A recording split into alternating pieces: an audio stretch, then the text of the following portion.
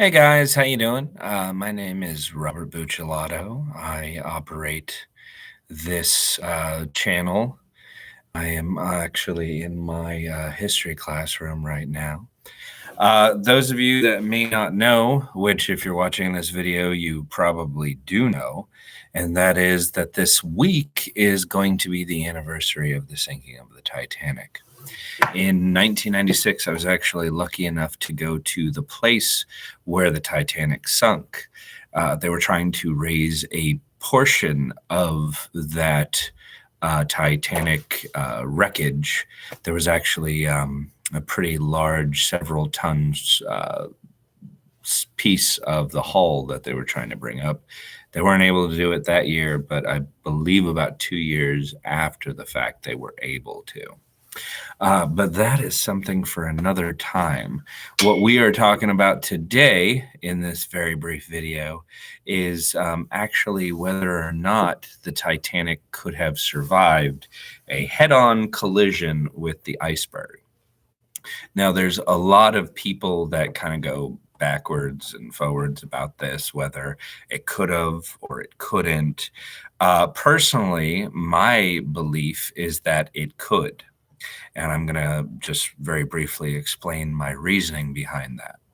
Now, one noted Titanic YouTuber commented that given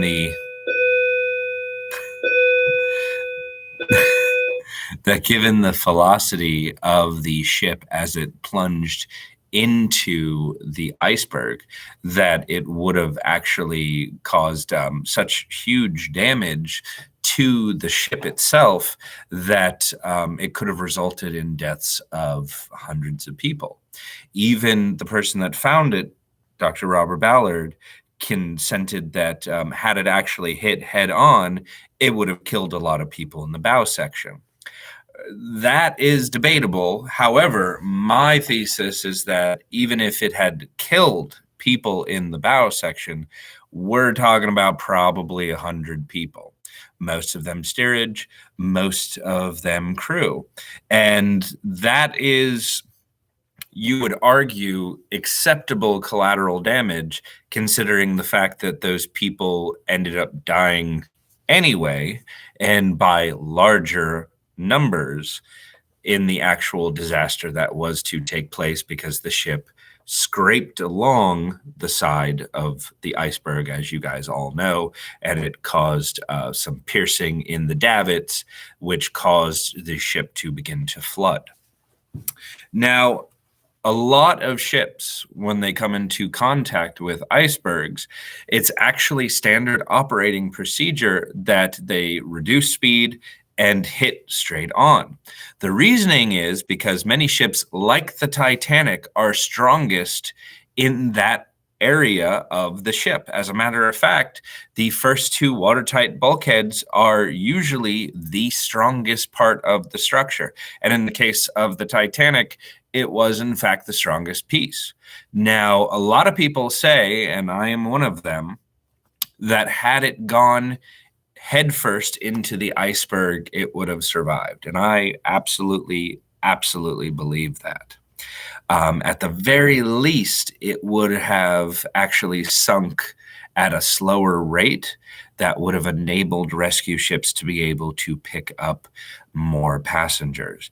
There is also a debate as to whether or not the lifeboats, had they been filled, whether it would have taken longer, and as a result, if it had filled up to the 1,200 seats available, if it would have actually caused more people to be saved, or because it took longer, would have actually killed more. James Cameron did a video about that. He also did a video about this subject, whether or not it would have survived if it hit head on. That is, like I said, debatable. Most things about the Titanic are debatable. My opinion, though, is that while it might very well have killed upwards of about 100, 200 people, there really wasn't too much steerage accommodations at the bow section of the Titanic. There's actually quite a few maps that show the actual accommodation. And, for the most part, a lot of the steerage accommodation was further back to about the third or fourth watertight area. I think there would have been some collision. You're talking about a lot of people moving forward. You're talking about a lot of people and a lot of property probably breaking and moving. And it definitely would have vibrated a lot more further into the actual ship itself. Wouldn't have been people in second class, which is towards the end of actually the ship, in the steer section. It wouldn't have been accounts of them being like, oh, it sounded like car brakes stopped instantly. No, I mean, everybody would have heard, everybody would have woken up. However, it probably would have saved most people on the ship. Hundreds and hundreds of people wouldn't have lost their lives the way that they did that night. This is just my opinion. Again, it's very easy to be a Monday night quarterback and say, oh, this is what they could have done. This is what they should have done. The end result is that these people had about 30 seconds to make that decision.